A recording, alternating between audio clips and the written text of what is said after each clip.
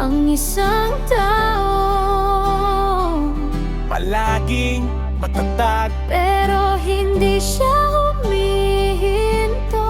dahil may mga taong umaasa sa kanya.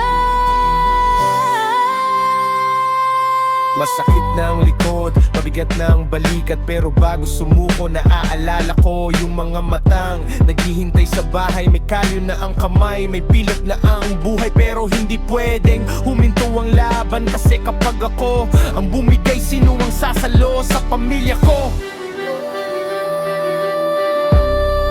Pagod na katawan, pero matatag ang puso. Kahit mahirap, hindi susuko. Bawat hakbang para sa pamilya, hanggang sa dulo. Laban pa.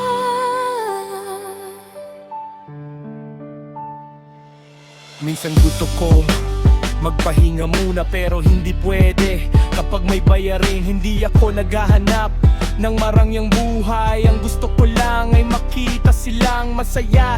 At kung ang kapalit noon ay pagod na katawan, tatanggapin ko ng buong puso.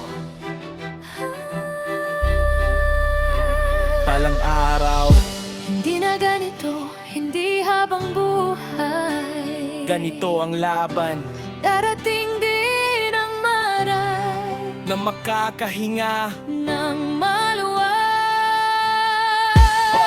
Pagod na katawan,